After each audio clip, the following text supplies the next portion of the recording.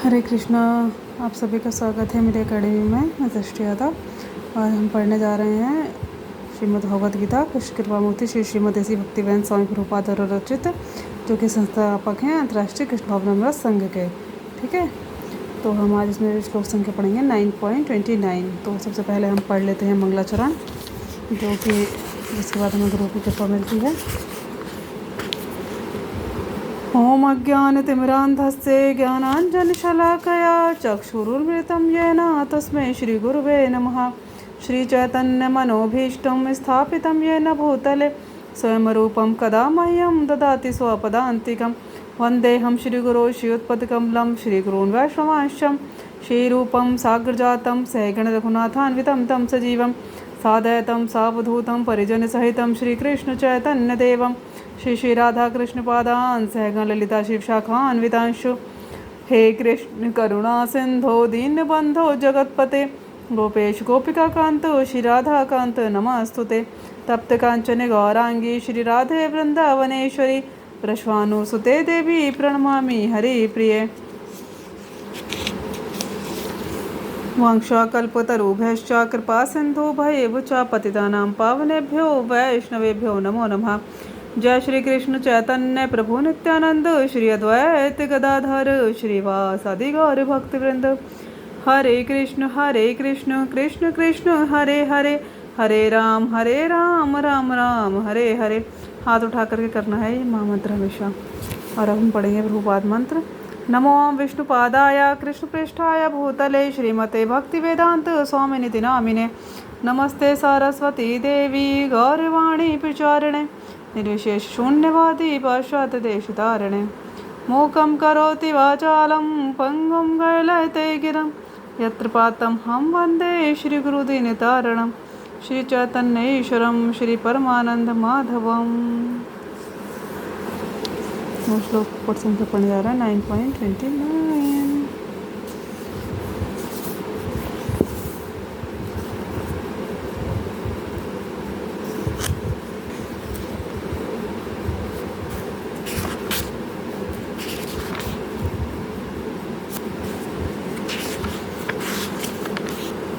अध्याय है परम गुह्य ज्ञान, चैप्टर 9, जिसमें भगवान अपना सबसे गुह्यतम ज्ञान अपने प्रिय भक्तों को दे रहे हैं।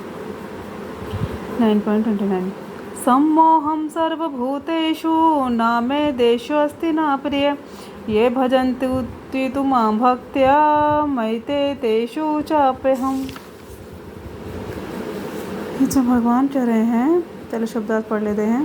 सम संभाव अहम मैं, सर्वभूतेषु समस्त जीवों में, ना कोई नहीं मैं मुझ में, देश्य देशपूर्ण अस्ति है ना तो प्रिय प्रिय ये जो भजंती दिव्य सेवा करते हैं तू, लेकिन माँ मुझको भक्त्या भक्ति से मई मुझ में है ते वे व्यक्ति तेषु उनमें च भी अपि निश्चय ही अहम मैं ना तो किसी से द्वेष करता हूँ, ना ही किसी के साथ पक्षपात करता हूँ। मैं सबों के लिए संभाव हूँ, किंतु जो भी भक्तिपूर्वक मेरी सेवा करता है वह मेरा मित्र है, मुझ में स्थित रहता है और मैं भी उसका मित्र हूँ। तात्पर्य, यहाँ यह प्रश्न किया जा सकता है कि जब कृष्ण का सबों के लिए संभाव है और उनका कोई विशिष्ट मित्र नहीं है, तो फिर वे उन भक्तों में विशेष रुचि क्यों लेते हैं जो उनकी दिव्य सेवा में सदैव लगे रहते हैं। किंतु यह भेदभाव नहीं है, यह तो सहज है। इस जगत में हो सकता है कि कोई व्यक्ति अत्यंत उपकारी हो, किंतु तो भी वह अपनी संतानों में विशेष रुचि लेता है। भगवान का कहना है कि प्रत्येक जीव, चाहे वह जिस योनि का हो, उनका पुत्र है, अतः वे हर एक को जीवन की आवश्यक वस्तुएं प्रदान करते हैं। वे उस बादल के सदृश हैं जो सबों के ऊपर जल वृष्टि करता है, चाहे वह वृष्टि चट्टान पर हो या स्थल पर या जल में हो। किंतु भगवान अपने भक्तों का विशेष ध्यान रखते हैं। ऐसे ही भक्तों का यहाँ उल्लेख हुआ है।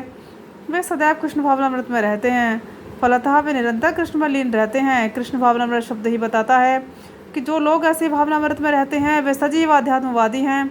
सजीव आध्यात्मवादी से मतलब है कि जो भगवान के साकार रूप को पूजते हैं, न कि निराकार रूप को।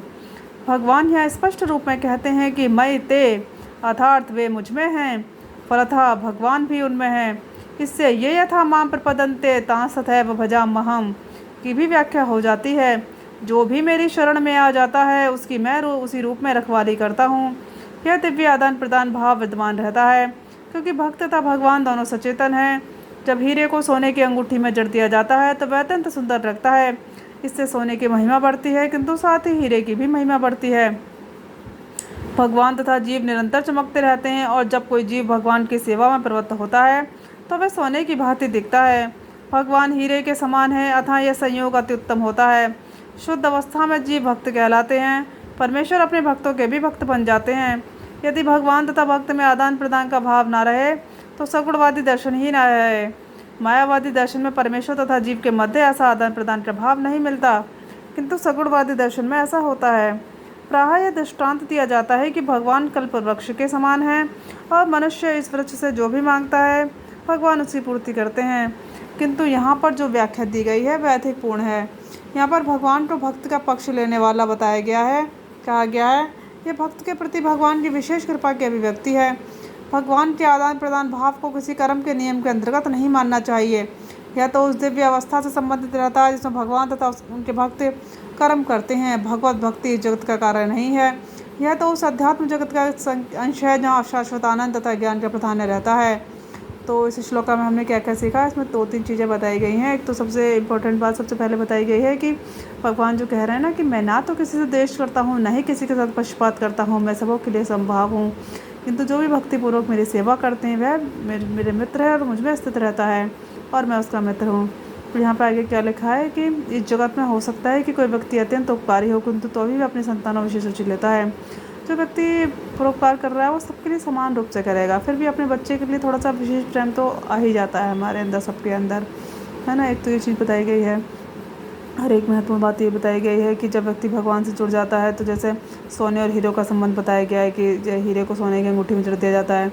जैसे भगवान से जब हम जुड़ जाते हैं ना तो हमारी महिमा, हमारा रूप सौंदर्य सब निखरने लगता है। भगवान को हीरे के समान बताया गया है और जीव को सोने के समान। तो भगवान की सेवा से जुड़ना, भगवान की सेवा में नियत रहना ये हमारा विशेष कर्तव्य है। और जब तक हम भगवान से दूर रहते हैं तब तक हमारी जो आभा है वो बहुत फीकी ही रहती है, कम ही रहती है। भगवान से जुड़ने के बाद ही हमारा जो मनुष्य होने का असली अर्थ है उसको हम सही रूप में जान पाते हैं, अपने उद्देश्य को जान पाते हैं, और असली अर्थ ही वही है जीवन का। अंत में क्या बताया गया है कि भगवान से आदान प्रदान भाव को कर्म के नियम के अंतर्गत नहीं मानना चाहिए। मतलब जैसे यहाँ कर्म का नियम होता है, जैसे किसी ने कुछ किया बदले में हमने कुछ कर दिया, वैसा नहीं है। ये दिव्य आदान प्रदान है भगवान तथा उनके भक्त का। आप भगवत भक्ति इस जगत का कार्य नहीं है, वो तो साधारण जगत का कार्य है। तो हमारा ऐसा शाश्वत आनंद तथा ज्ञान का प्रदान रहता है। ठीक है, तो हम डिटेल में अपना अलग क्लास में समझ सकते हैं। भगवद गीता को मैं बहुत डिटेल स्टडी में पढ़ाऊँगी बहुत अच्छे से बाद में। अभी हम यूट्यूब पे थोड़ा समझ रहे हैं, बाकी जो भी अगर अलग से पढ़ना चाहें तो जूम पे या फिर मीट पे भी हम पढ़ सकते हैं। मुझे कांटेक्ट कर सकते हैं आप सब नीचे डिस्क्रिप्शन वगैरह में। और बहुत अलग अलग तरह से मैंने इसे समझा है, जितना समझा है सबसे ज़्यादा तो भक्त गुरु के प्रति समर्पण ही है जो हमें सिखा पाता है। कुछ करना अपना कुछ होता नहीं है। और इसके अलावा हाँ, थोड़ा सा जैसे इसके 708 श्लोका हैं भगवद गीता में, 701 श्लोका हैं, तो उसको अलग अलग तरह से पढ़ा जा सकता है। तो पूरी भगवद गीता को कम्प्लीटली पढ़ें हम, 18 अध्याय में जो विभाजित है। इसके अलावा हम इसे जैसे 108 श्लोका हैं जो बहुत महत्वपूर्ण हैं, काफ़ी बहुत मोटिवेशन भी मिलता है उसमें, और डिफरेंट चीज़ें हैं जीवन के विभिन्न क्षेत्रों से जुड़े हुए, जैसे डिप्रेशन, एंजाइटी सबसे, तो उसको अलग से समझा जा सकता है। तो बहुत प्रेरणा है उसमें, उसे समझेंगे हम एक एक करके। जो किसी की जैसी भी इच्छा हो तो संपर्क कर सकते हैं। और ये सुनने के लिए, श्लोका सुनने के लिए अभी आप बहुत सपोर्ट कीजिएगा मुझे। चैनल को अच्छे से लाइक शेयर सब्सक्राइब कीजिएगा। धीरे धीरे आगे बढ़ेंगे आप सबके साथ से, आशीर्वाद से। तो मेरा श्लोका सुनने के लिए आप सभी का बहुत बहुत धन्यवाद। हरे कृष्णा, सभी को धन्यवाद।